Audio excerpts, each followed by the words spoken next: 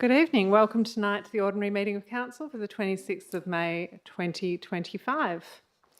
Nala Kadich wajak mort kan kadak nija walyalap buja, where jinang wajak kadajan, where knitting bula yeah. We acknowledge the Whadjuk people as the traditional owners of the greater Fremantle-Walyalap area, and we recognise that their cultural and heritage beliefs are still important today. The meeting tonight is being recorded and streamed live online. So while all care is taken to maintain privacy, visitors in the public gallery and members of the public submitting a question may be captured in the recording.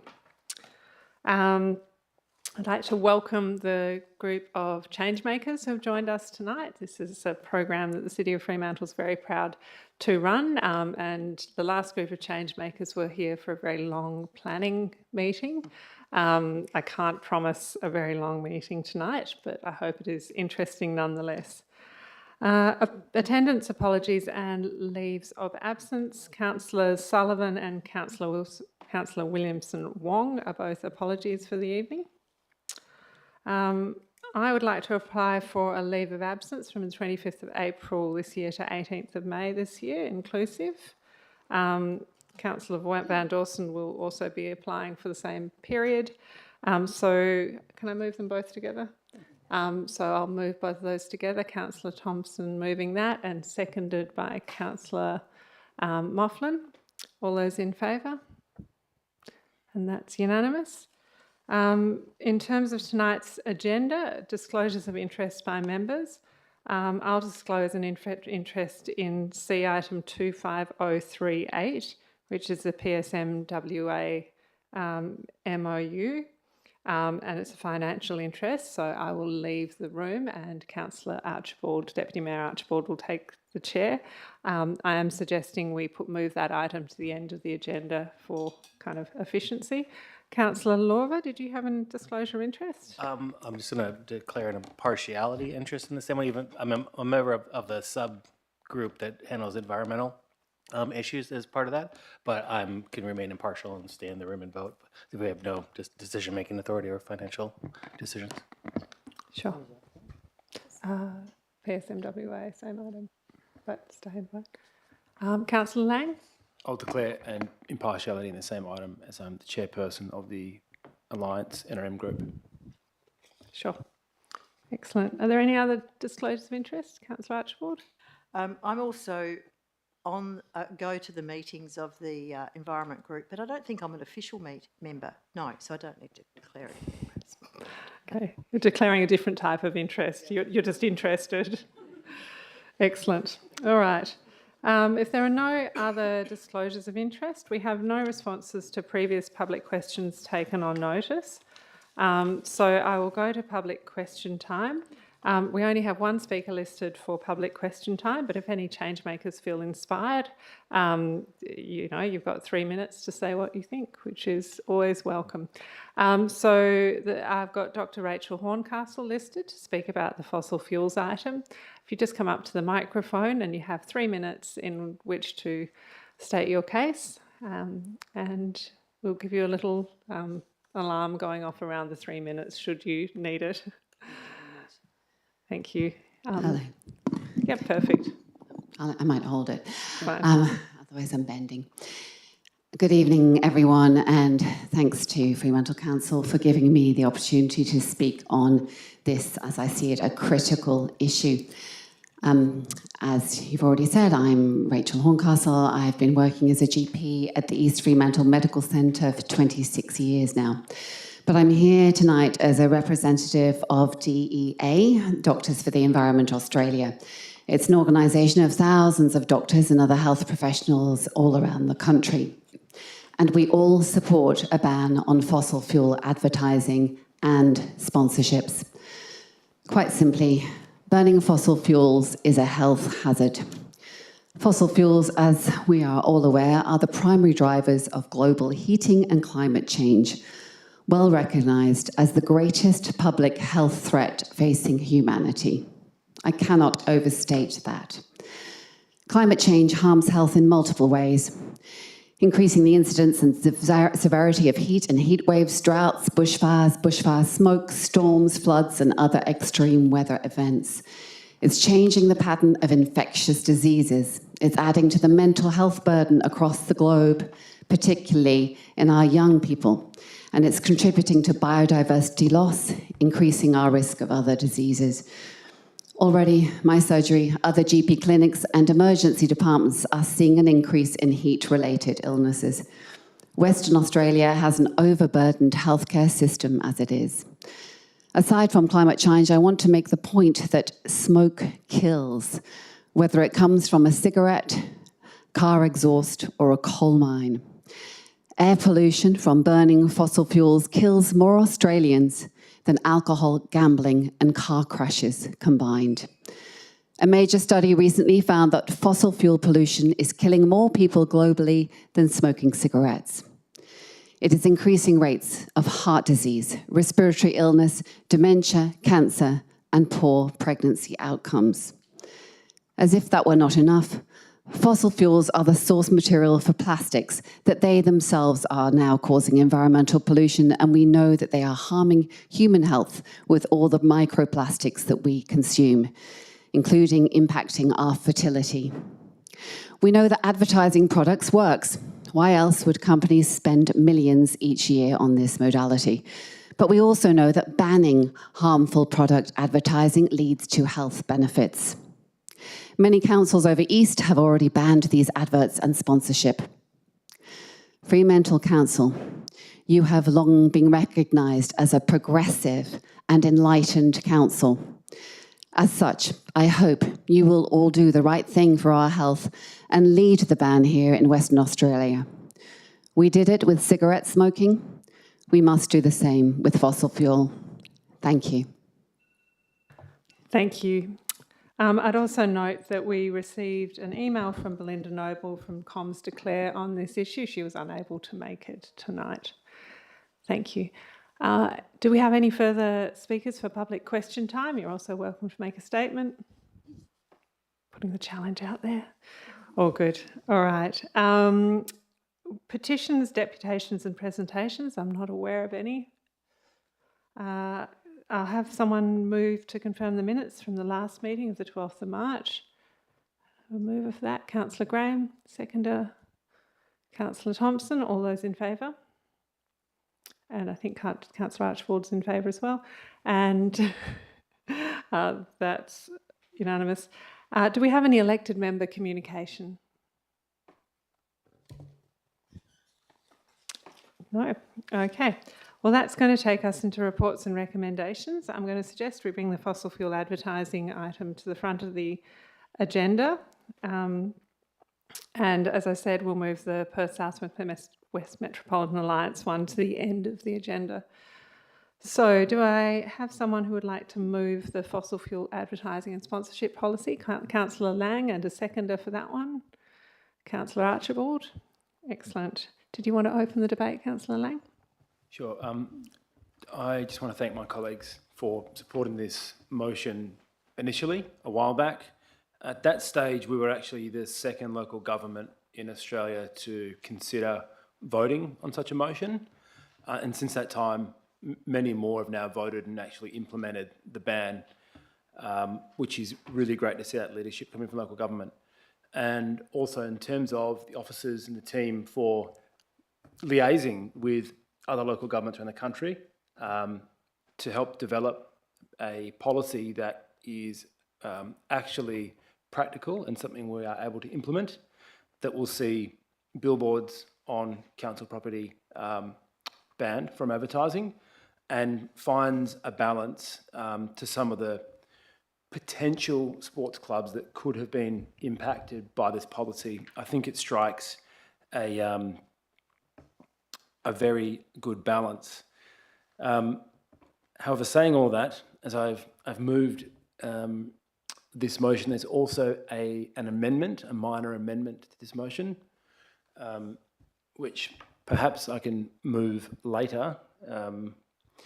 But I just wanted to flag that the policy at the moment, I think, strikes really good balance, but the 48 hours is probably a little bit too lenient, and 12 hours is still practical, but also I think sending the right message as well. But I'll move that later on. All right, councillors on the item. Councillor Archibald has seconded. Do you wish to speak? Or? Okay. Others? I'll just say a few words then, and I think Councillor Graham, you look like you'd like to speak next. I'm pretty happy with the balance that we've struck here. I think it's a very high-profile issue, and it's also one where, you know, we've got a broad range of volunteers who will get caught up in this, and you know, there's a question of professional sporting clubs, but there's also clubs that are entirely run by volunteers. And I won't speak on the amendment because it hasn't been moved yet, but I think what's fair is to find a middle ground that suits everyone, and I feel like this policy has done that.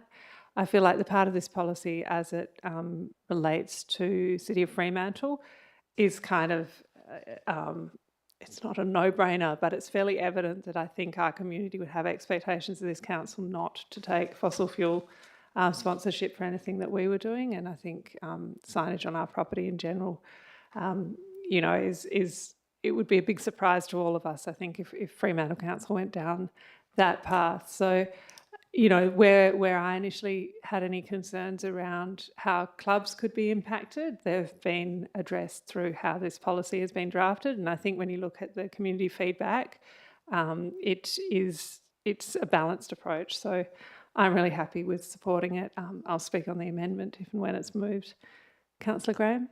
Oh, thanks, Madam Mayor. Yeah, look, I didn't support this when it was brought to council, a couple of years ago now, and I still don't support it. Look, I understand the health issues. I mean, who doesn't? I mean, all these issues have been around for, 50 or hundreds of years now, so they're no different now than they were when airline travel and other things were invented. But look, this is... Oh, and I'll just start off saying that in the report, 48% of respondents don't support the policy, so it was more than the ones who didn't support it, but somehow we've come around to this position, which I thought was a little bit odd, but anyway, there we go. But this policy is going to jeopardise potentially a whole range of our sporting and community clubs. I mean, you know that and I'll go on about the Fremantle Park Centre, that is going to cost this council hundreds of thousands of dollars a year for a number of years until, if and when it ever gets sustainable. And, you know, that is very problematic being a member down there.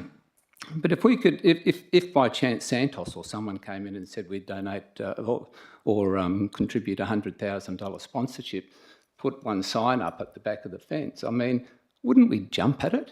I mean, I really think that if we were to knock something back like that, I mean, it just doesn't seem right. We should be in the business of trying to get sponsorship for sporting goods clubs, and I don't know whether there's any greening companies that could come up with any of this sort of money. It hasn't happened yet.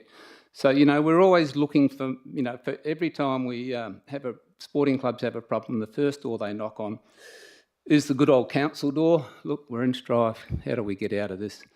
I think if we go down this policy, we're sending a bad message to the sporting clubs. I think that's why the Dockers most probably are pulling out, because we're too hard to deal with. And, you know, so there's another nail in the coffin for Freo there because of their sponsorship. And, you know, I'll just finish on, you know, the world relies, like it or not, fossil fuel. Everyone in this room has travelled on a plane this year or last year. Some people have travelled 3 or 4 times. It takes 100 tonnes of fuel to fly from Perth, if not more, to London. There's 1 million flights a day around the world doing the same thing. I mean, how's the economy ever going to survive if you eventually take fossil fuels out of the environment? I mean, it's just unfeasible. So, look, never been a supporter of it, never will. most of you won't mean much, but so I won't be supporting it. And I won't be supporting, while I've got, can I go on the potential amendment now, just to... Theoretically, I suppose. That's just real clumsy. I mean, that's almost saying to the dockers, oh, look, you can come down and play here, we'll give you a signage, but, you know, you can't just put a sign up and then take it down. I mean, if you want sponsorship, you've got to leave a sign up on a sporting field for a good period, the season or whatever. You know, clubs aren't going to wear that, so I won't be supporting that either. Thanks. Councillor Archibald? Thank you. I have a question, and then I realised I might speak on this before the amendment gets put. The question is, how many clubs currently have petroleum sponsorship? Do we know? Yep. Through the chair, at the moment, only the Surf Life Saving Club. Thanks. So just to mention that this policy is for sponsorships going forward, so it's not negating the current sponsorship that's in place. It just puts time limits on how long the advertising can be left up. So in that sense, I am supportive of the policy as it stands here. I just also thought I'd throw in a fact that I read this afternoon, that it was about the, sorry, I've just got to find the numbers. Well, it's basically that the beer excise raises more money for the federal government than the petroleum resource rent tax. And I find that quite offensive when we're dealing with, you know, an age of trying to reduce carbohydrates in the community.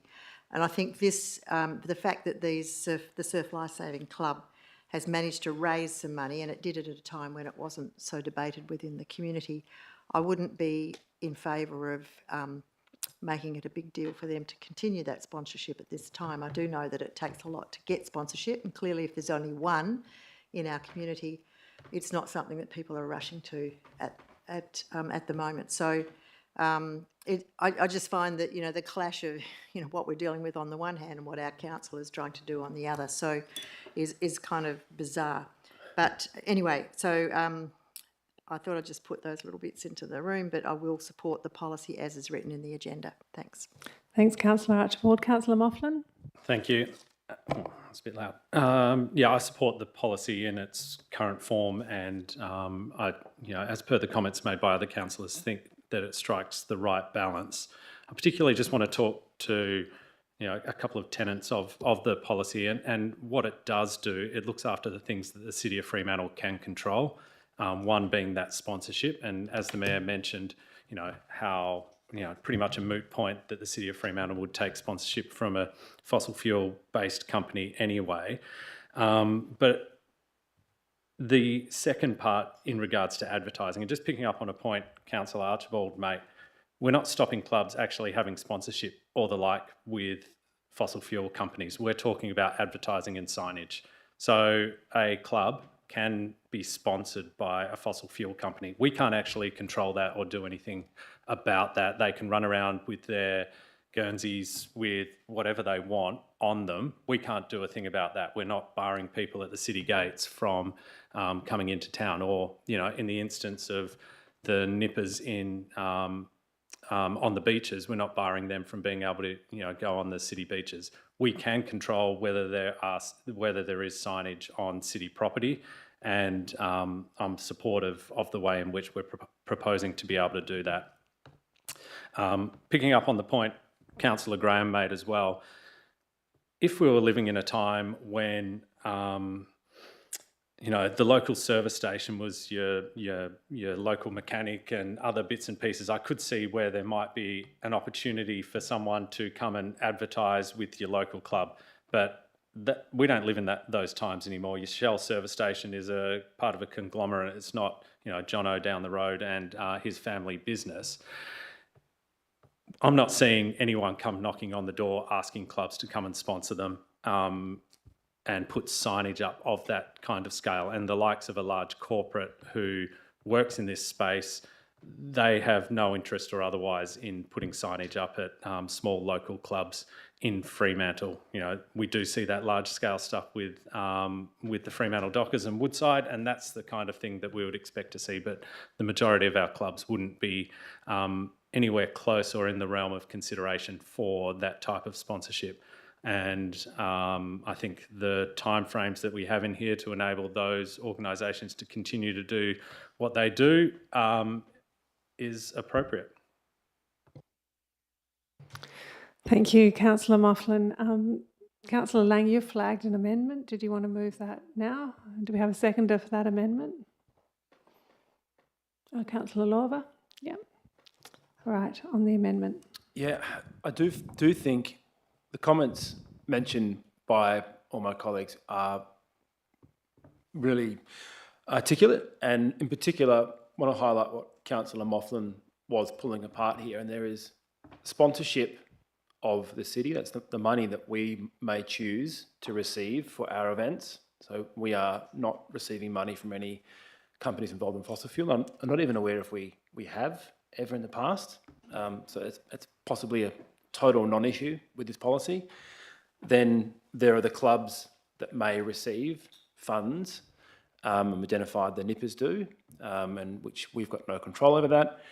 This is about focusing on what's happening on our land, and that could be a bus stop or a billboard somewhere, or it's going to be the temporary game day or Nippers Day advertising that might get rolled out. And as far as I'm aware, the Nippers probably don't roll out any advertising 48 hours prior.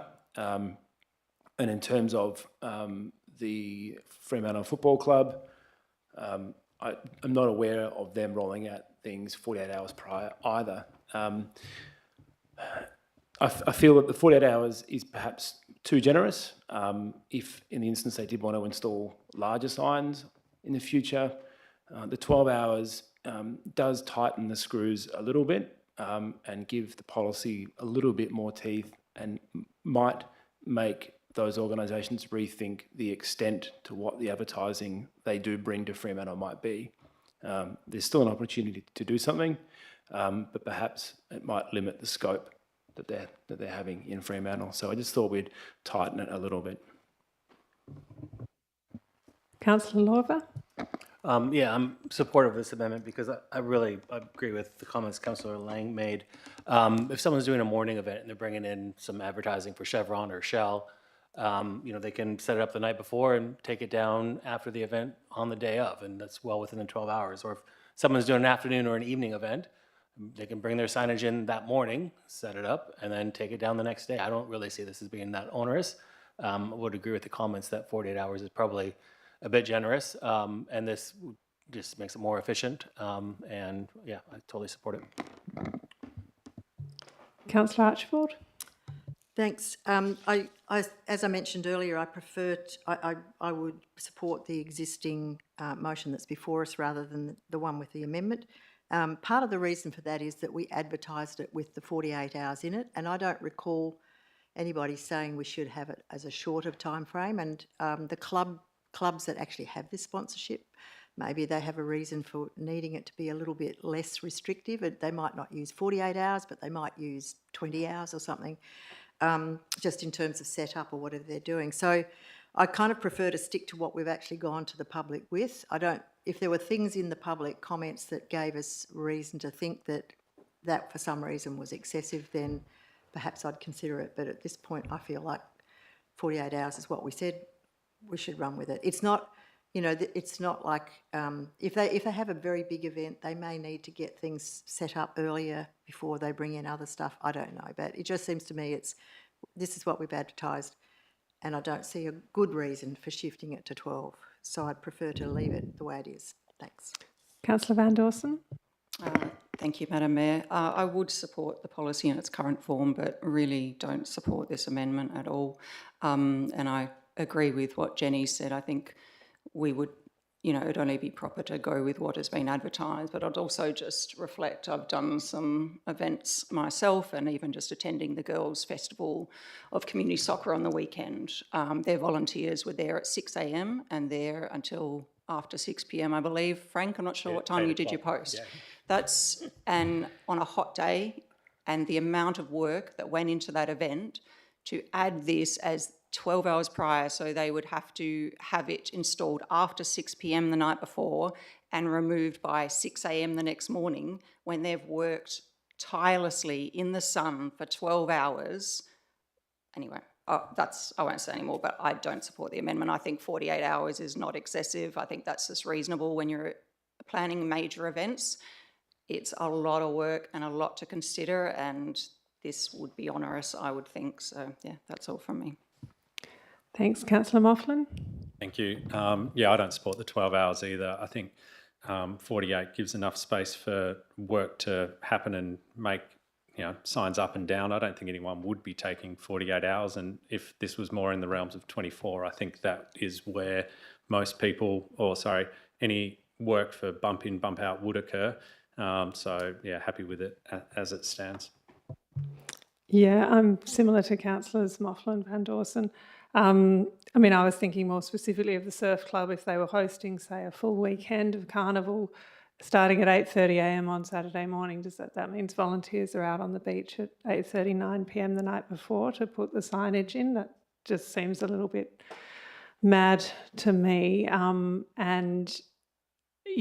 think in other cases as well, potentially you've got contractors who are putting the signs in, so availability of people to actually put signs in and out before these type of events. I think you just need to have a little bit of leeway there, just for practicality reasons. But primarily I'm supporting it because I think it just does put another sort of impost on volunteers who are already likely to be doing, as Councillor Van Dawson said, full days in the sun, working pretty hard for nothing. So, yeah, I won't be supporting this.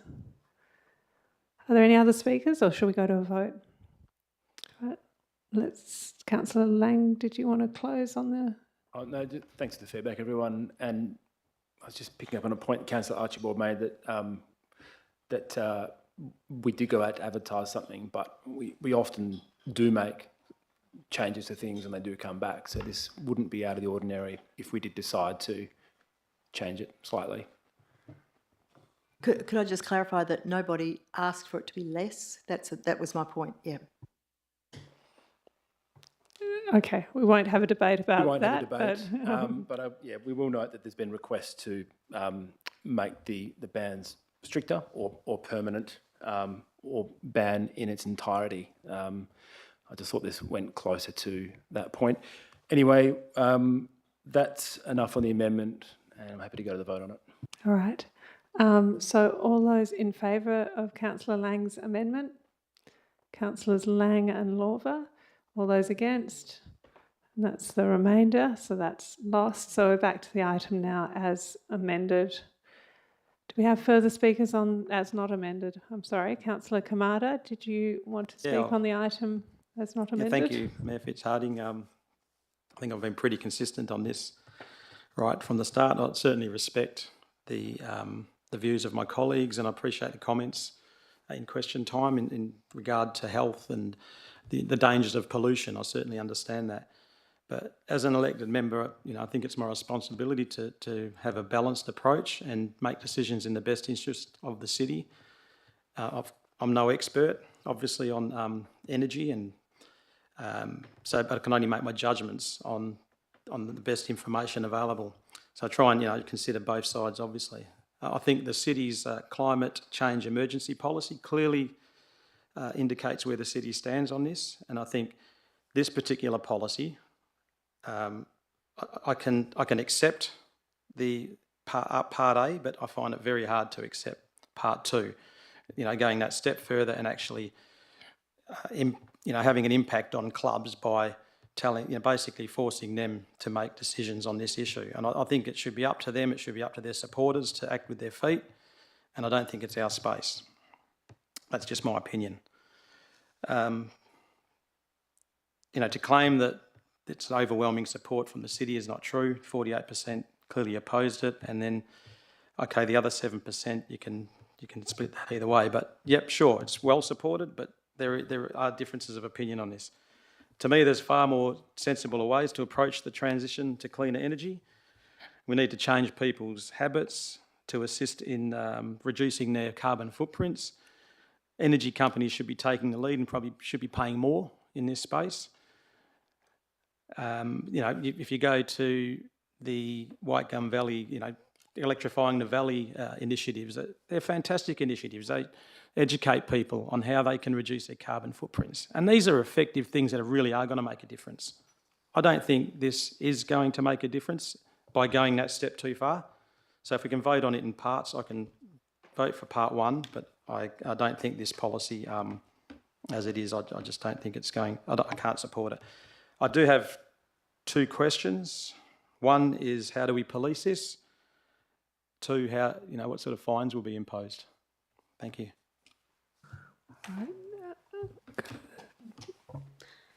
Through the chair, we can't impose fines because in policy you can't actually do that. It has to be through a local law, in which case we don't have any fines that we can apply in this case. Yep. So for policing it, it would be going out and speaking to those groups around the signage and having it taken down.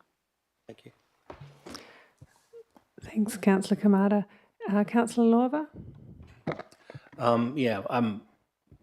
I think that this is a really good signal that we're sending as a council if we adopt this policy, because we do need to transition off of our current reliance on fossil fuels. And yes, I mean we've all heard the comments before. I won't repeat them, but no clubs currently have fossil fuel funding in there. So I think we got to remind ourselves that we're not actually impacting any clubs. This is only a hypothetical potential future possibility, but I really don't see Shell or Chevron or any of the big fossil fuel companies sponsoring our local bowls clubs at this point in time. And if they choose to, and if they want to accept that, if it's such a large sum that's going to make a difference, those clubs could potentially then afford spaces that aren't city-owned. So, I mean, they could vote with their feet, as Councillor Kamada said. So I don't see this as being a huge impasse on anyone at the moment.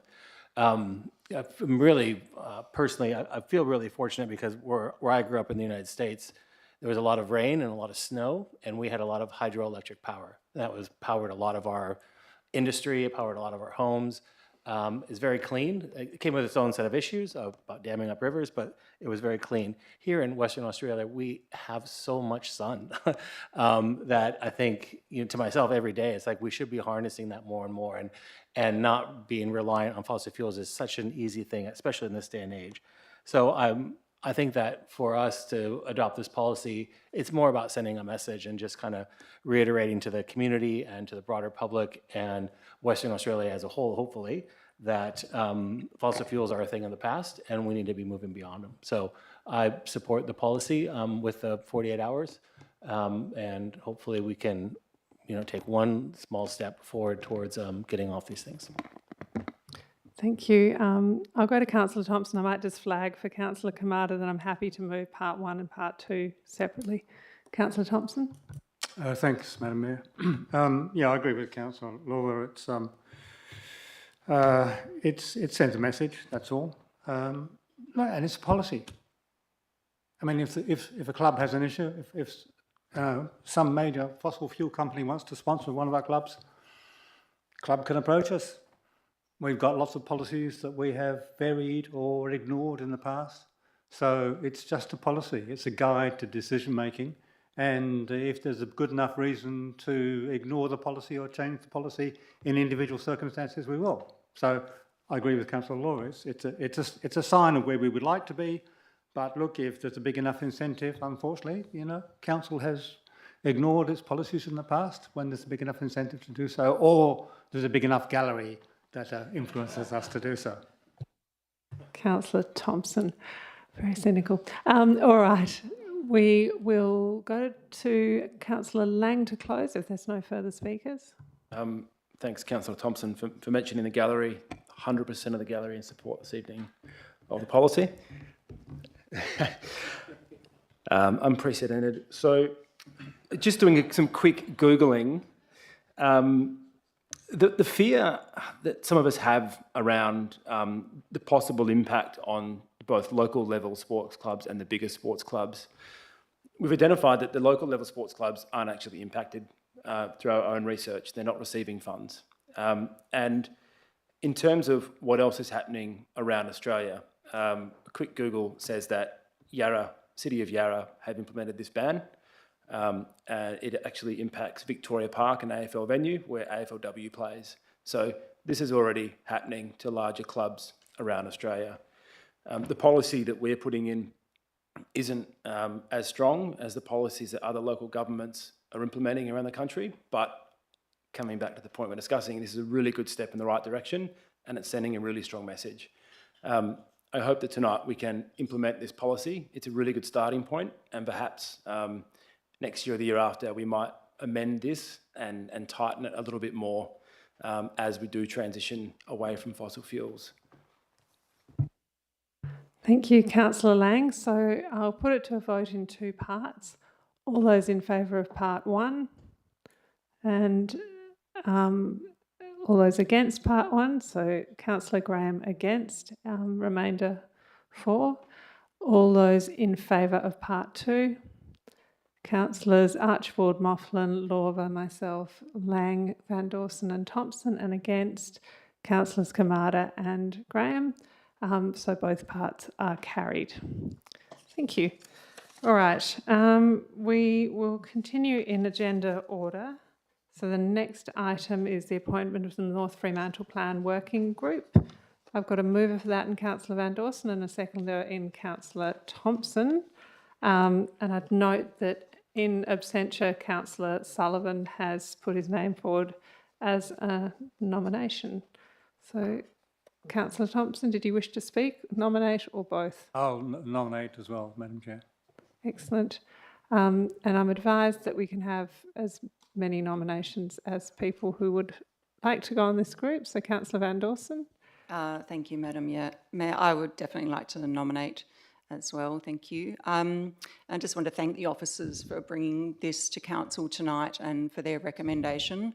I just wanted to give a bit of background as well. As some of you may not be aware, there's not much information in the report, but this is something that's been going on for many, many years in our community. I myself was applied to Council for grant funding to fund preparing a similar plan. So I'm really pleased that Council's actually going to be doing this for us, which gives it a much more legitimacy and weight. So starting with the working group to sort of look at some of the issues we have in North Fremantle, which I think we all know, and the focus of this group would be to prepare some sort of document. We'll work all the details out, but it's really about preparing perhaps a strategic document that would look to improve the connections through North Fremantle. And the reason this is important is, or the existing scenario, you may be aware, it's quite a divided community by the highway with very dangerous crossings. So if you're on the east side, near the river, it's very hard to get to the town centre and also to the beach. It's not a pleasant experience, to be honest, when you're, say, living near Harvey Beach and you want to go to Port Beach, or the road environment, it's dangerous and it's not pleasant. And the other thing, so we'd like to improve the town's connection to the town centre and just through the community generally, but also we've got the threat in North Fremantle of all the main roads planned. So this is sort of where this came about, was main roads. The first one was the Stirling Highway widening, which actually puts this many years ago, puts a red line through our town centre and wipes out, it's quite a bizarre one, but it's there on the map, wipe out all the heritage along Stirling Highway and that little section of Queen Victoria Street as well.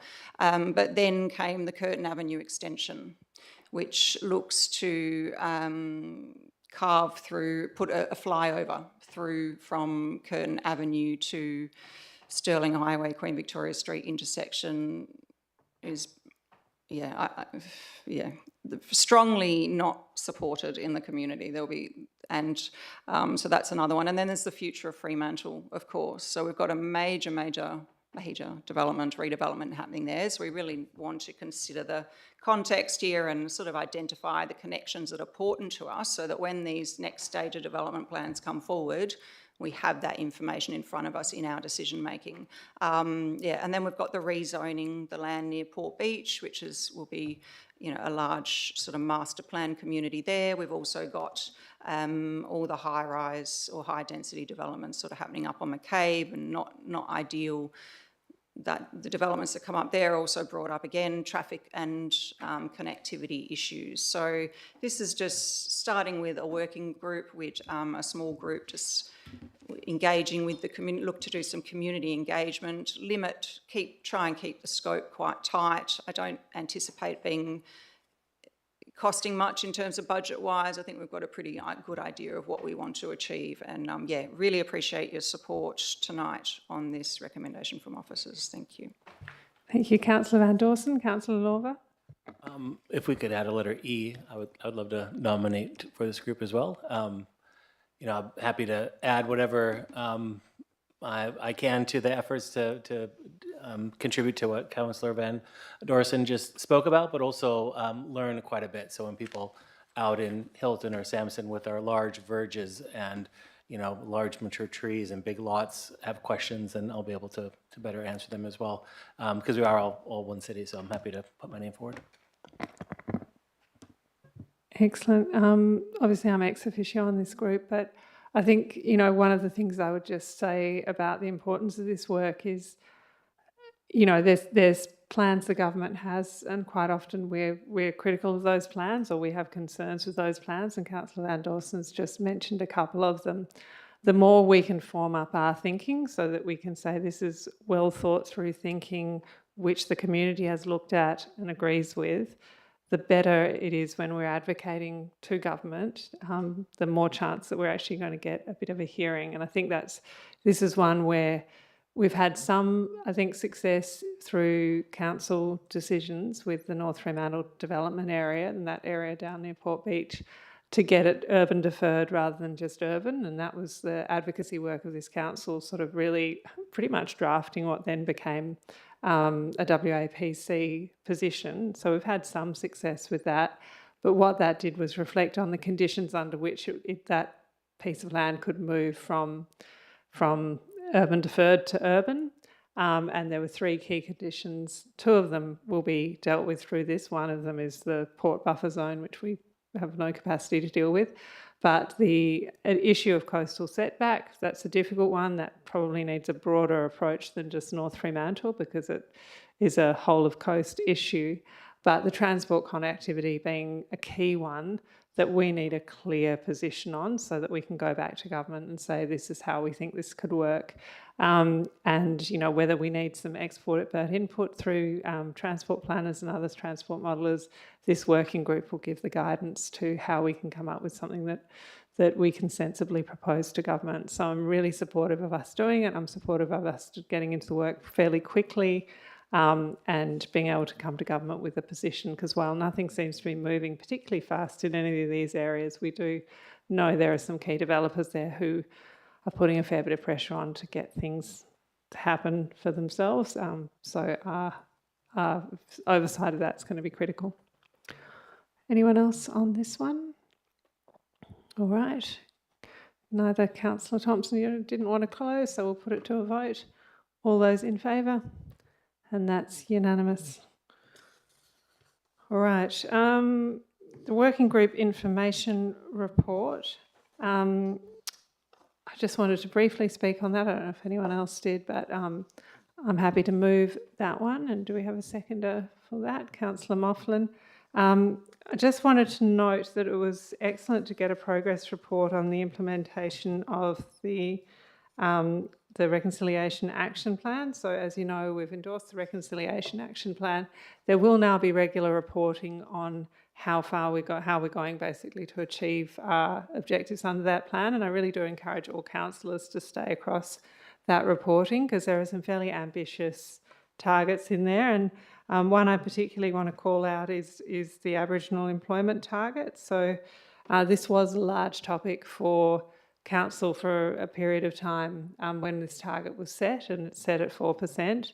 And you read this in the agenda, but our current Aboriginal employment's dropped back down to 1.6%. We did actually get pretty close to 4% for a period of time there. So just kind of, I know staff are working on this. It's, it's not something you can swish a magic wand and make happen.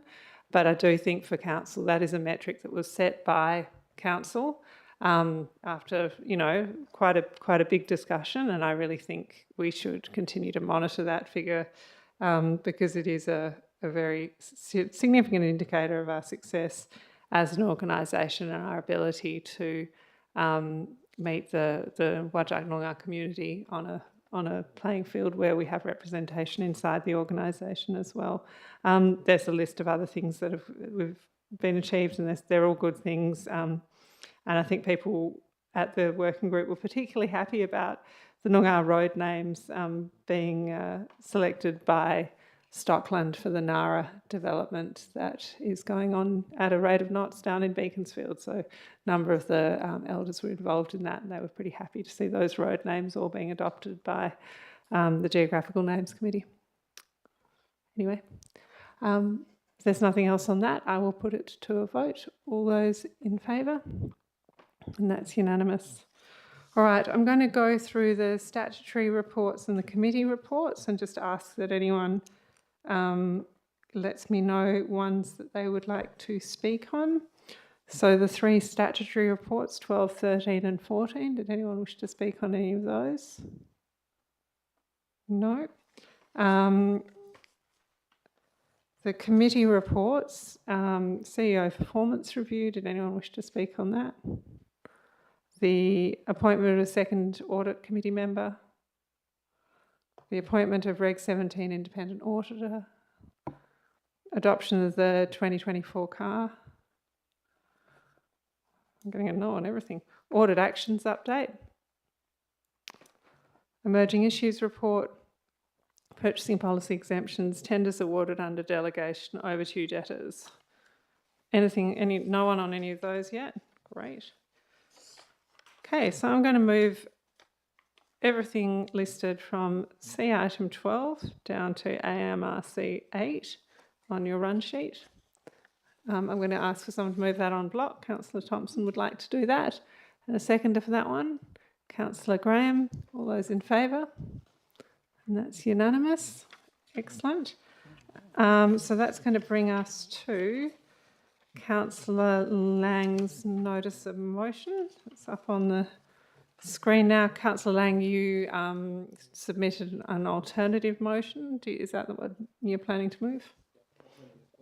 Yep. All right. So that's up on the screen. Do we have a second of that? Councillor Lorver? Thank you. Councillor Lang? I was just actually looking around. Our agenda is so light this evening, and there's no one in the chamber. It's really an unusual evening for the viewers here.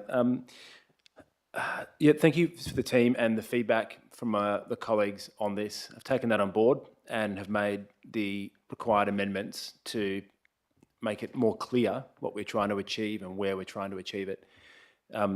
The origination of this motion has come from volunteers in the community who are involved in beautification of parts of Fremantle and activation of quiet parts of Fremantle. And in meetings and discussion with them and also some of the involved property owners in the area, we thought that perhaps the option of free al fresco dining on city-owned or managed land, so that would be the lane, Patty Lane, and it would be on William Street, may encourage new activation, or it could encourage leasing of buildings which are currently vacant, and there are a handful that face Paddy Troy Lane. I also think that this motion complements the work that we've done in Paddy Troy Lane by removing cars, improving lighting, narrowing the laneway, and providing hopefully a more walkable space. It's the start of creating a new district in that area. So that's the first part of the motion, is how we could look at our site, our land, and then the second part being what can we do with the strata-owned properties, noting that we are already, our economic development team is already working with those owners, but what else could we do to help encourage activation such as alfresco dining? Thanks, Councillor Lang. Councillor Lorver? Yeah, just a question for Councillor Lang on option 2, if you would consider changing the word alfresco to activation, because I think through a discussion, alfresco is one type of activation, but we're hoping to activate inside the malls, and our ability as a city is limited. So if you'd be willing to potentially have a minor amendment to change that word from alfresco to activation. Yeah, good pickup. Happy to do that.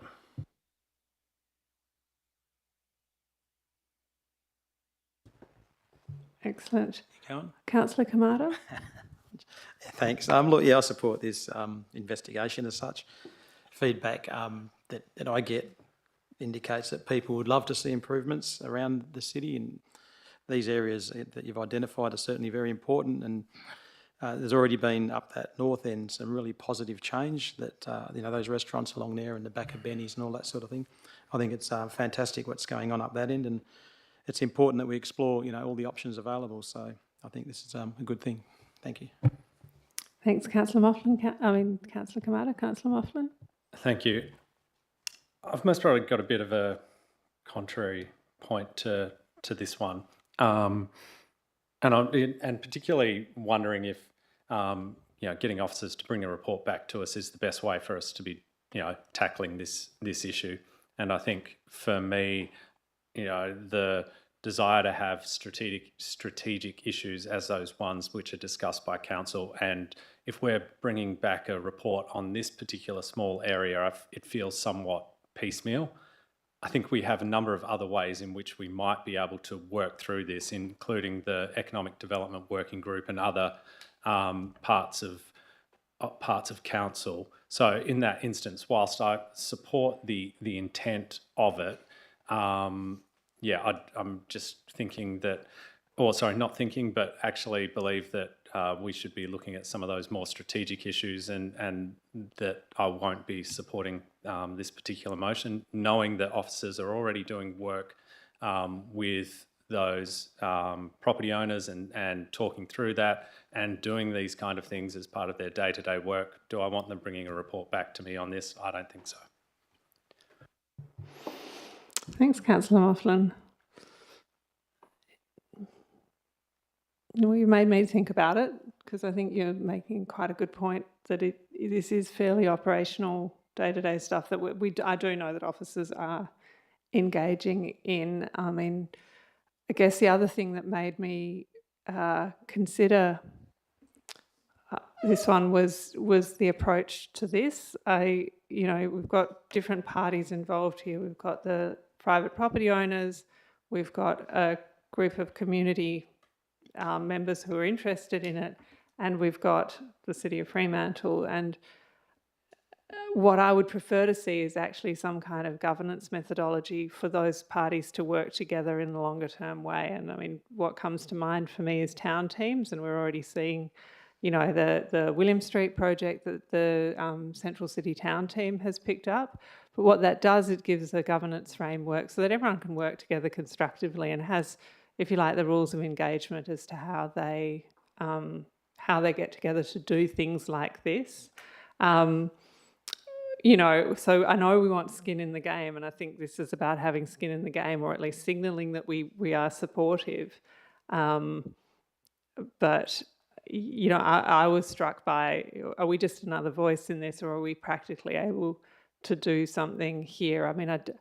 I'd ask the question whether council sign-off is needed to waive fees for alfresco dining, or whether that can be decided under delegations. I'm not quite sure who knows the answer to that question. Yeah. Through the chair, the city doesn't have delegation to waive fees in relation to alfresco dining. The council would have to make that decision. Okay, well that makes that kind of at our pay grade, if you like. But I'm a bit line ball about supporting it, because it does feel like this is work that the officers are already pretty engaged in, and I'm more interested in the broader governance of how do we get all those people working together in a kind of collaborative way with some rules of engagement, so that we don't hit any problems along the way of people feeling like they're being dragged into something that they've not necessarily signed up for. there's an opportunity around Fremantle malls, absolutely, and I mean that's why I think Councillor Lang's sort of been quite site specific here. We know other vacant shop areas, the private landowners have no interest at all in engaging with us, and we could move as many motions as we liked at council and probably get zero outcomes. So there is a bit of opportunity here. I can understand why we might be particularly interested. I'm still thinking which way I'll go on this one. Councillor Lorber. Yeah, I guess I have a different view on this. The only thing I don't like about this is it's not actually saying we're going to make al fresco fees, we're going to waive them. It's saying investigate it. I wish it actually just said, let's waive it. And, to the point raised by Councillor Moughlin, I think it was just last meeting, we actually did do ask officers to do a piece of work on a section of the city that was Colley Street. So this area here is, I wish we had a map so we could all look at it and see the exact areas. It's pretty much the heart of the CBD as I view it, because I usually walk through the CBD and I usually cut through these different areas. And to see something done, whatever we can do as a council to encourage, I think for me would be just add vibrancy. It would, hopefully work with the landowners and the people that own these lands. And it is a bit different in my mind because it is a strata. It's not individual. It's not like each shop is owned by, it's a group. So I think there might be some work there that could be bespoke to this, group or this area in our city that could warrant a individual report. But if not, if it is something that can be applied wider, then that is also a great outcome, because then we can look at what comes back through this and say, oh, we can actually do this in other parts of our city and achieve good outcomes. So I'm wholly supportive of this. I feel it's actually too modest of a step. Like I said, I would just like to say, let's just waive them and just go forward with that. But hopefully when this comes back, we'll be able to make that call or consider that as an option. Thanks, Councillor Lorber. Councillors, Councillor Archibald. Thank you. I was just about to send an email with a thought, but I'll bring it to the chamber now.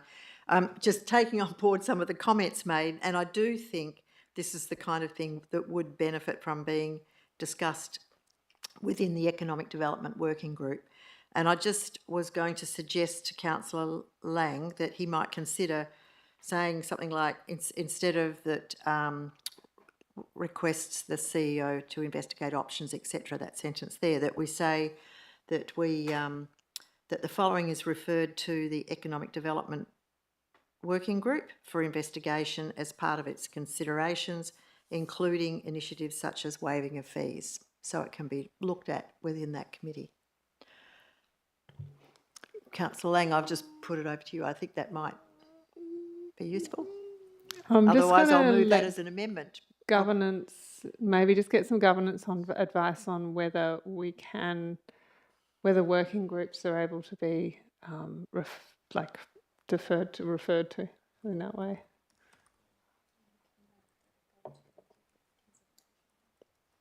Do you want to say that in the microphone? Through the chair, we could note that the information that's been requested go to the working group for consideration, and perhaps come back with that to council, and that could be a part 3. I'm assuming, just to sort of flesh this out, I think this is because we really, requesting the CEO is probably the only mechanism that formally exists in a council decision to implement this. So yeah, we'll do it as a note. Yeah. Could we get the responsible officer to comment on that? Yep, I will once we get some words together. Absolutely. I just sent the small note that I've put together to both Councillor Lang and to the agenda minutes. So I'll get the director, Councillor Lorber, are you trying to ask a question that could circumvent all this? Yep. Would there be anything prohibiting the chief executive officer from investigating, when he's investigating all the options, to engage the working group? I think we're all trying to get to the same place in wording that is being determined. I might just get the Director of City Business to comment on that. I think that was Councillor Archibald's, it was someone's request anyway. Through the chair, I can't see a problem with this being raised at the working group. It is something we're working through as part of the development of the strategy anyway, so it wouldn't be a problem. Excellent. Councillor Lang, as the mover of this alternative motion, there's some words forming on the screen there. Is that something you're comfortable with?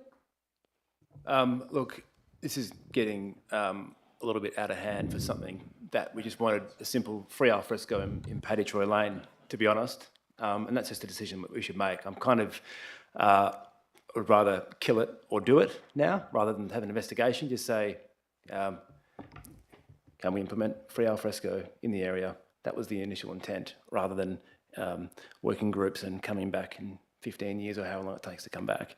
So I'd rather see more action. I'd rather not have point 3 in there at all, actually. Okay. So, Councillor Archibald, if you wanted point 3, you would need to move that as an amendment. I wasn't asking for a point 3, I was asking for a sentence that replaced the requests at CEO to investigate options bit. And what I wrote was that the following is referred to the Economic Development Working Group for consideration, including initiatives such as waiving of fees. Yeah, I So understand not that, but part the 3. governance advice is that we can't draft it that way. Okay. So it would need to be a point 3 or not at all. So the options would be either for you to move an amendment to include a point 3 or to, to leave it, I guess, because Councillor Lang doesn't at this stage want to include it in the motion. Could I just ask then that if it says requests the CEO investigate options as part of the Economic Development Working Group considerations, because that will report back to council? Could I just ask that question, which will kind of achieve the same thing? I just think it would be quite useful if this was done through the Economic Development Working Group. I hear you. The CEO might make a comment, but my sense from Councillor Lang is that would need to be an amendment that you'd put up. CEO? Happy to put that amendment if I can get advice that that's okay to put that up the top. Thank you, and through the chair, I think to answer Councillor Lawler's question, yes, I can do anything I want as part of the investigation, and may do. I think from my perspective, and the advice I gave Councillor Lang when he originally raised this was, I get the intent of the desire to do this, absolutely. There may be some aspects that we can't actually place al fresco dining in this area though, so, and the immediate one that comes to my mind is the footpath along William Street is too narrow for this. So what I was hoping to achieve by undertaking a report and investigating is just having a look at the site properly, getting staff out there and coming back and saying where we could and where we don't think we can. That's really what this was about. So, which is why I asked him to have an officer investigation rather than just come forward with a nom saying let's do something. All right. May I suggest there's a number of members of the Economic Development Working Group here who have the ability to influence what that working group speaks about. So it's entirely reasonable to ask that this type of idea more generally be considered by the Economic Development Working Group through that working group itself. All right. Councillor Lang, did you wish to close? Yes, absolutely. Look, I've been working in Paddy Troy Lane for, I think, since I may have even first been elected, and we had workshops. I know Russell was definitely there. I think Graham may have been at some of them. Matt, you've been at some of them. We held one of the first events at the Federal Hotel upstairs, and we had all key landowners who've in that precinct attend the event. And the easy wins that came out of that were, let's get rid of the car parking in that space because cars go up and down looking for car bays all the time. Let's improve lighting. Let's find easy ways to beautify the space. And the team did a really good job, and we applied for a grant with RSC and we got money. And we brought some of the curbs out, which is good for the trees, and it's created opportunity to create al fresco dining in some of the vacant restaurants there. We also we improved the lighting, took the cars out, and we got the artwork painted on the ground in there. They're really easy wins, designed based on the feedback we got from all the owners in the space. And the intent and the vision's always been, yeah, it's going to be grungy. There's going to be beer kegs. There's going to be trucks coming in and pumping grease traps. But we do see an opportunity to have al fresco in the space during the day and during the night. And some of them have started to come out. But if we are able to waive fees for those businesses, it's free. You can just come out tomorrow. They might roll the table and chairs out tomorrow into the space, and it will change the laneway. There's also, along that space, if you're familiar with it, there are some tenancies that have been vacant for an extremely long time. I know they are getting offered very cheap rates at the moment, but then if they've also got free al fresco and it's al fresco happening down the road, it could be the incentive for them to come and lease those buildings as well. This has been a long time in the making, and it is in consultation with a lot of those property owners in the area. I have spoken to the CEO, and thank you very much, Glenn, for articulating a very simple answer to something that's become unnecessarily complex. Can we have free al fresco on our land in an area that's got high vacancy and potential to become, the opportunity there, I think, in front of us is really, really high. So it's a bit of low-hanging fruit. It's not going to cost us any money, and we can support those businesses, create a new precinct, and at the same time, maybe there's other things that we can help within the strata properties. I don't know. That's what the report's about. So that became unnecessarily complex for al fresco dining, which started in Freo, and hopefully we can do a bit more in the laneway. All right, I will put this one to a vote. All those in favour? And against? No, that was unanimous. I was trying to count the hands there. That was unanimous. Excellent. All right, I am going to vacate the chair, and Councillor Archibald will take over chairing from here so that you can deal with C item 25038. So, over to you.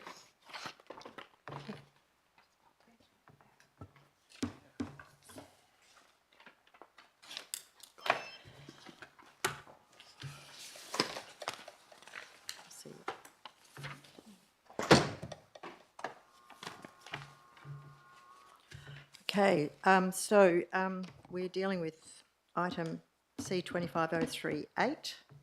So is there a mover for that one? Moved by... I'd like to move my deferral. Move a deferral for this item that's in the additional documents, please. You want to move the deferral first? Please. Is there a seconder for a deferral? There is no seconder, so do we have someone who will move the motion?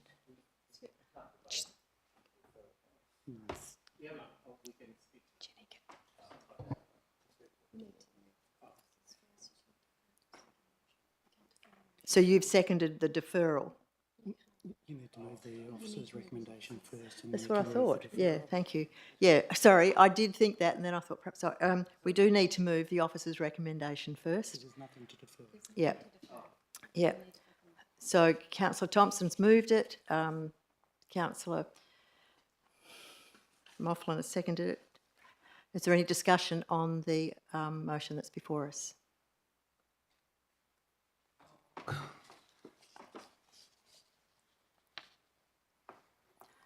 Councillor Graham. Yeah, look, thanks, Madam Deputy Mayor.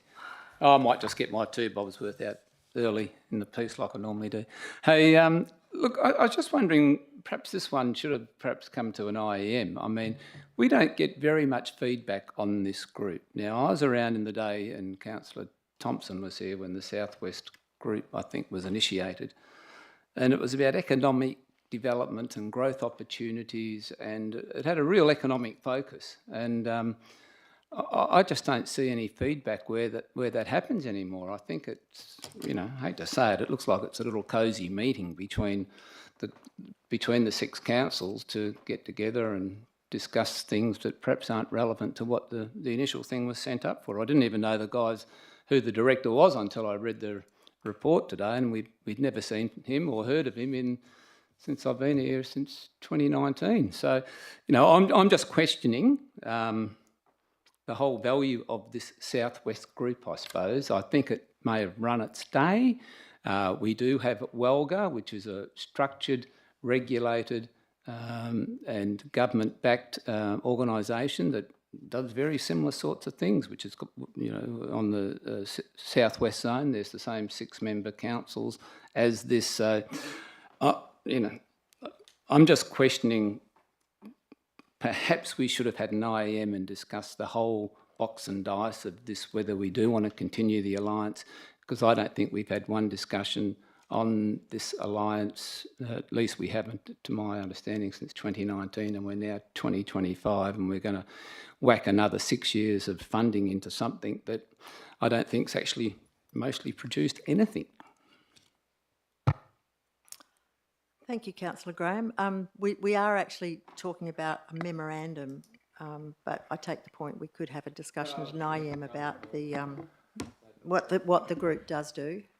Councillor Lorber. I'll flag a deferral. That I may move later on this item. Thank you for the good governance on that. But I'm kind of the same mind, and that's why I'm considering a deferral on this item as Councillor Graham, where he said that there hasn't been much feedback. I'm part of the environmental subgroup of this body. We brought our aims and objectives back to this chamber for endorsement from everybody. And after every meeting, Aidan provides a report as to what was discussed and what that group is wanting to do, and that I, like Councillor Graham, have not seen that from the upper echelon of this entity. I'm not prepared to just throw the whole thing out. That's why I think a deferral would be, in my view, a good thing. The last time this memorandum of understanding was amended was May 2015, so it's over 10 years ago. And if you, like everyone in this chamber, had a read of the documents, it's kind of a dog's breakfast of documents. There's conflict. One statement conflicts with another, and it's something that I think we should flag for the group to really spend some time. It's time to at least go through, figure out the reason for this group to exist, and to clearly articulate that in that memorandum of understanding, because a 10-year-old document I don't think is fit for purpose today. And just a few examples of that is, if you read the go through the charter, go through the MOU, the code of conducts, there's at least 10 instances where those documents require the Alliance board members to comply with what's in those documents. It really hammers that home over and over and over again, using words with, the role of individual board members. They have to comply with the code of conduct at all times. They have to comply with the agreed provisions of the MOU, yada, yada, yada. And going through, I actually started keeping a tally, because there's at least 10 instances in these documents where it says that a member of this group is supposed to put the interests of the Alliance above everything else. And one example in the Code of Conduct, it says the board members must recognize his or her primary responsibility is to the Alliance. The conduct for members and employees says that they must always act in accordance with their obligations of fidelity to the Alliance, a fancier word to say that they have to comply. And it gets interesting when you actually go to, when it talks about how people should vote in board meetings. It says voting on any resolution, the members of this have to do it in the best interests of the region. Now, that's fine, I guess, in some aspects, but it says that 10 times, but we're different cities, we have different views. But when you get to the MOU itself, it says, in making any determination, primary consideration will be given to the impact on the overall region rather than individual council interests, subject to clause 3.17. So, I was like, well, that's interesting. So it's very much, when you read through, it hammers home that the members of this board, the members of this entity have fidelity to that alliance over city's interests. And when you go to that clause that it says, except for here, it's actually the dispute resolution clause. So it's a bit weird, and it's a bit clunky. And it doesn't actually say much, but it says that, when there are differing views expressed by member councils or established through member council resolutions, that those should be respected, and that any decision on those kinds of things should be done through consensus rather than voting. And we all know consensus means 100% agreement.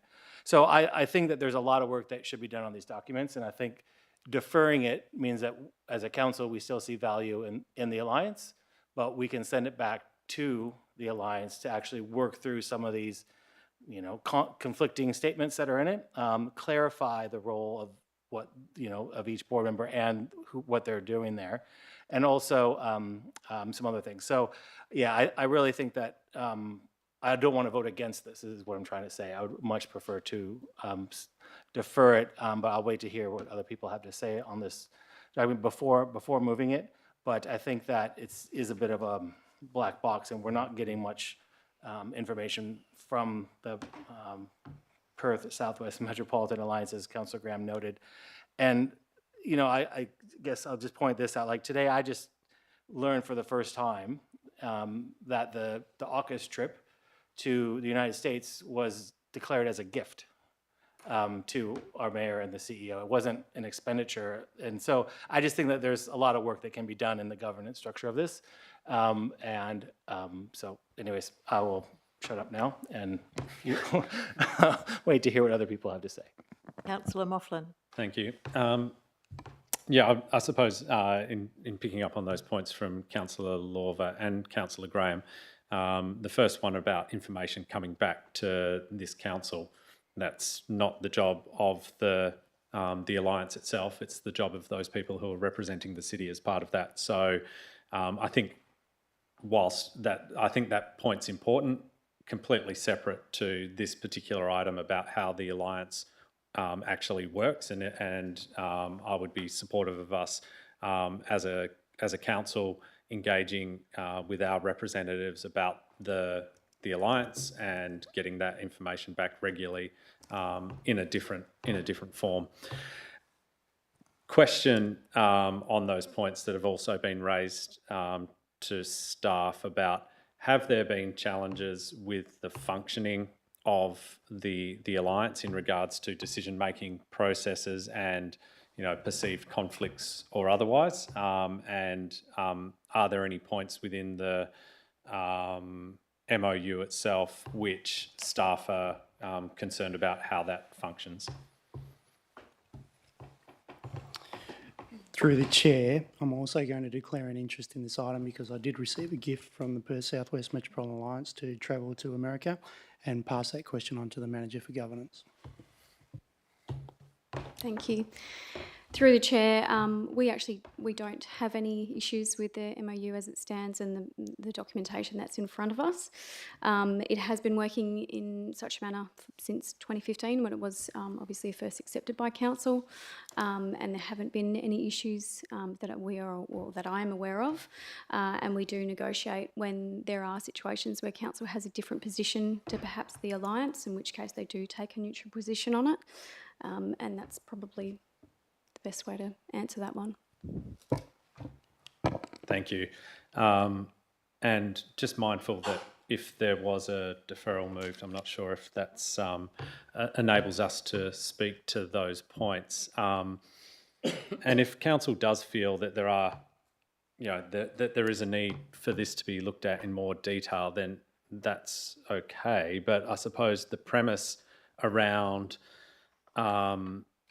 the alliance itself, as I understand it, and very similarly to, you know, many other organisations which maybe you know, people would go and be nominated by the city to go and participate in, is that their role has been, you know, to the alliance. And it sounds like that decision-making process isn't inconsistent with how conflicts may be resolved in many other instances. So happy to hear the other comments, but I would be really mindful of what are the terms of reference to any review of the MOU and what is trying to be resolved through that. And I think the two particular points that we have captured here, whilst, yeah, there's value in that, I think, you know, some of the things that Councillor Lorver spoke about and which sounded like he would like to have resolved sit outside of these points as well. And if that MOU is going to be reviewed to that, then that needs to be understood as well. And those people doing that review need to have that information. Councillor Lang. Thank you. Question first. Is there a deadline for this, our response on this item? We are one of the last councils to endorse this MOU, so I would assume it should be fairly quickly. Like, for example, if there was a deferral, which one council has flagged they would like more information on IEM and someone's foreshadowed a deferral, would that, if we did defer it for 2 weeks or 4 weeks, is that really going to impact anything? Obviously, we would have to, how long's a piece of string? Okay. However, look, we would certainly go straight back to the group to discuss that and try and get it back to council as soon as we can. Yep. The deadline is 30 June, so okay. There would be the time frame. Okay, that's helpful. Thank you. I'm a big advocate, I have declared an interest in this item, impartiality. I'm the chairperson of the NRM of the Alliance, and being initially, I think I was the deputy, I've been there for nearly 7 years. I see a large amount of value in the Alliance in terms of economic benefit. That's just within the environmental area. At the moment, we've got a lot of runs on the board in sharing information across our councils. This is valuable because the environmental issues we face in Fremantle don't stop at the border. They go into East Fremantle, they go into Coburn, they go into Rockingham and Kwinana. We've all got the same issues, and the only way our environmental team can tackle those issues is by working together. And the runs on the board that we already have with the Saving a Snake Neck Turtle program has started in Coburn. We've received funding through the Alliance. The application was written through the Alliance, and it's now gone out to 30 or 40 other local governments in the state are now involved in Saving the Snake Neck Turtle program. That came from the Alliance. And then other projects we're looking at the moment in terms of sharing costs for canopy cover. There could be economic benefits for us, which could potentially cost neutralise our investment in the Alliance. That's just some of the smaller issues. And then there's the management of feral and invasive pests, such as some weeds and foxes and cats and so on, and working together because they do cross those borders. So from the environmental perspective, there is a huge benefit for us to be involved in the Alliance. But I'm also hearing what my colleagues are saying about wanting to understand more about the MOU and some of the points raised perhaps I'd like to hear more about as well. So if we've got until the 30th of June, if it was deferred, I don't really think it's going to hold anything up. Thank you, Councillor Lang. Are there any other comments on the item as it is in the agenda? Councillor Lorber. Could I move a deferral that's in the additional documents? But I would also like to add a point 3. I flagged with staff earlier regarding asking the Alliance to consider including language around providing meeting minutes to the member councils from their deliberations.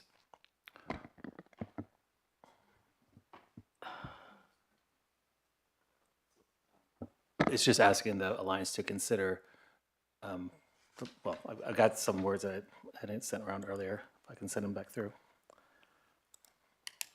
Could I just clarify the intent of the deferral? If it's to be deferred so that it can come to an IEM to be discussed, wouldn't we then clarify what we think is missing from the MOU?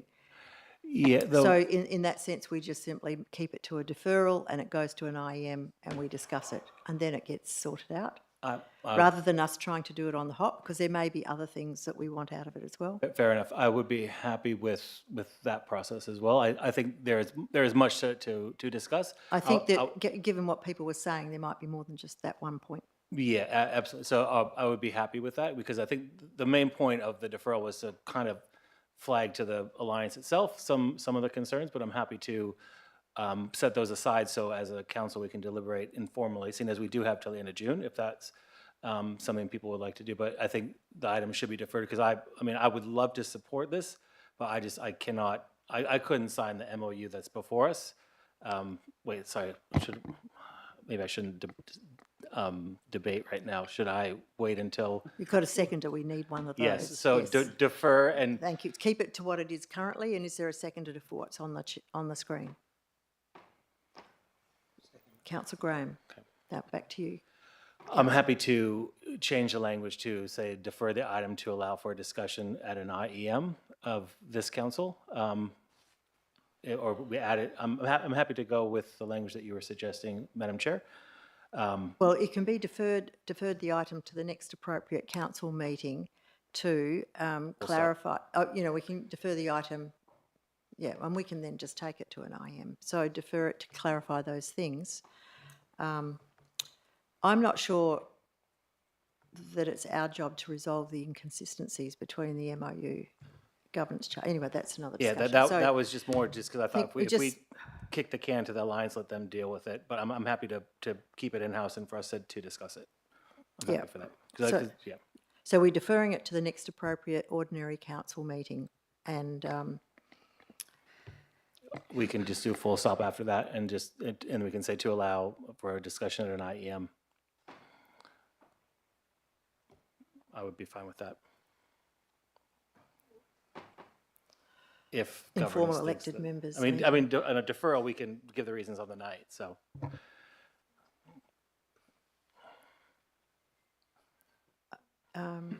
What are we going to say is in the discussion? I think we need, but to allow a discussion at the IEM on the, On the MOU itself and On the governance MOU. charter, yeah. okay, full stop.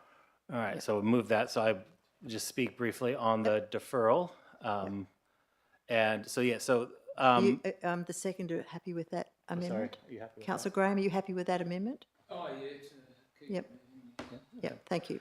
all right, so just to be very clear, this deferral is not about throwing rocks at the Alliance or about the Alliance itself. As Councillor Lang pointed out, there is a lot of good work that comes from this group. But it is a 6-year MOU, and we're signing up for a considerable expenditure. And I just think our job as an elected body is to make sure that what we're authorizing and endorsing and signing up for is that we are comfortable with that. And I thank you for allowing this deferral to go forward, or to be considered, because there are lots of inconsistencies in the documents themselves, as I pointed out some of them earlier.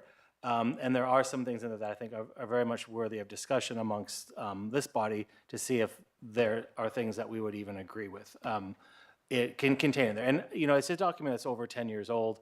There's probably things that have been tacked on over time, I would imagine, that it's, in my mind, it really, I couldn't sign it. So I'm looking forward to hopefully having some time to have a discussion amongst everyone here about things that they may find very useful in it, things that they may also be concerned about, and then deliberating on an approach and a way forward and how we might progress with the Thank Alliance. you. We're discussing the alternate motion. Councillor Thompson? Thanks, Madam Deputy Mayor. I mean, look, we're having a discussion.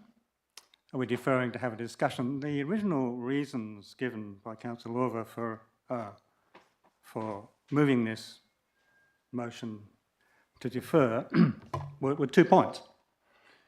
And seeing it's not there now, one was to clarify the process for PSWMA, taking an advocacy position on an issue item when one or more member councils have expressed a differing view or has an existing position established through council resolutions. So perhaps we were reading different MOUs and governance charters and code of conducts, but in this case it says, in the limited cases where it is not possible for the Alliance to adopt a regional perspective and position on a particular issue or proposal, the board will maintain a neutral position on the issue or matter and defer any stakeholder interest on the issue or matter to the respective member council. In my experience, and whenever I actually cannot think of any issue and I think I just checked this with the CEO as well, where there was any major disagreement on issues, and whether if the council had an issue that it didn't want to sign on to, they would just simply provide a separate report on it. So for that, the proposed deferral on that, in that case, it's already addressed in the MOU. Resolving any inconsistencies between the MOU, Governance Charter and Code of Conduct. Look, as somebody who has represented this council on State Council at Wagga, on the zone and on the SMRC, I'm quite aware of the fact that that sometimes you have to make a decision based on the body for which you're appointed. And so if there is an inconsistency, to be honest, I looked at that and I couldn't see any inconsistencies. And it's interesting that they're not listed here in the deferral. So, look, probably the weakest reason you can have for a deferral is to have further discussion. Now, I'm sure that everybody has read the MOU and has read the Code of Conduct and has read through the Charter, and indeed I have. So, in your own mind, think, what is it that you are going to discuss at an IM? What is the burning issue? And to be honest, I cannot see what is trying to be resolved by having a deferral for a discussion. At the end of the day, deferral, that's fine. If we do it, that's fine. But I'm not sure what I can say any different from what I'm going to say now. There was a couple of other things that were brought up, and I'll raise them now. This used to be called the Southwest Groups, and indeed they did used to provide to the zone, because remember it's a collective. They used to provide an update on what they were doing at every zone meeting. They don't do that anymore, but we can certainly require them to do that. The other thing is it's an MOU. It's a memorandum of understanding. It's something. It's not a contract. It's not. You can ignore the MOU anytime you want, and indeed, so it's just really an understanding of how you're going to operate together. It doesn't have to be something that is, crosses the I's and dots the T's. So, look, happy to have the discussion, but I can't see anything that's coming out of it. So I would suggest that probably the easiest thing to do is just adopt the memorandum of understanding. We can still have the discussion afterwards. And if there are any changes, I'm sure that the Alliance is not going to, if there is any serious come up that is of concern to us, I'm sure the Alliance is going to be quite happy to deal with that. So, as I said, I don't see any reason, there's no strong reason here why this should be deferred.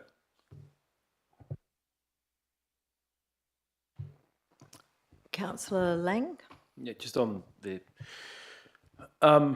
given that there's no genuine rush, it's until the end of the year, and a couple of people have flagged they wanted a bit more time to learn more, I will support this. There's no harm in having a bit more of a chat about it in IEM, and then at least at that point we're not sitting here all night debating it back and forward. We can hopefully make a vote with a bit of a clearer direction on what's being voted on. Councillor Graham, on the amendment? Yeah, on the amendment. I mean, the referral? Yeah, well, perhaps I threw a bit of a spanner in the works by what I said earlier, but all I was basically after was just perhaps a good update. Let's get the director in and give us an update. I mean, a lot of us aren't even clear what the group does, to be honest. We know they meet and they discuss things, but it's turned into a bit of more of an environmental thing, and it was set up for something with, economic development and growth opportunities, so businesses to get in there that are going to employ people and all this. That was my understanding of it all, and perhaps it's lost its way a little bit, which doesn't really worry me. But yeah, I must admit, it's got messy. I don't know. Still don't know what I'm going to do with this one yet anyway, but we'll see. Is there any further discussion? No, I might just add that I agree with Councillor Lang that the Southwest Environment Group that operates is doing a fantastic job, and they've had some great outcomes with the work they've done. Just from seeing that part alone, I think it's worthwhile. I don't mind deferring it to go to an IM to then just come back to council. I'm not so interested in starting to analyse whether it is valuable to us or not. I think it is valuable. There are things that come out of it on both sides. I'm sure we can look at asking for more information about what they're currently doing and perhaps get more regular reporting come through. But I do take Councillor Thompson's view that there are many of us who sit on groups that don't report back to this council. We just get on with the job of what we're doing. So, you know, in that sense, I was quite happy to leave this one to the Mayor and the CEO. So I'm happy to support the deferral to have that discussion. If this fails, I'm very happy to approve the recommendation as it stands. So, all are closing of the debate. Yeah. So if that's all right.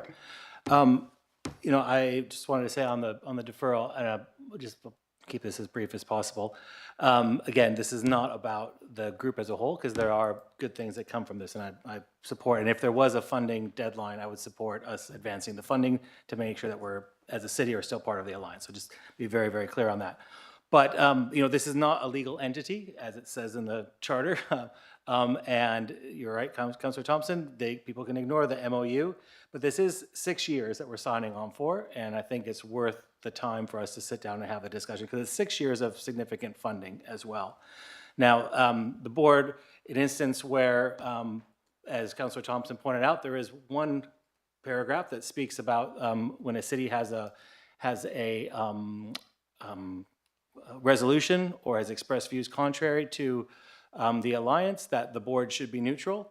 And certainly we've all seen members of the public come in here and talk about AUKUS, and that if the advocacy around AUKUS wasn't against our current policy by the letter, it certainly, the members of the public said that it was against the spirit of that.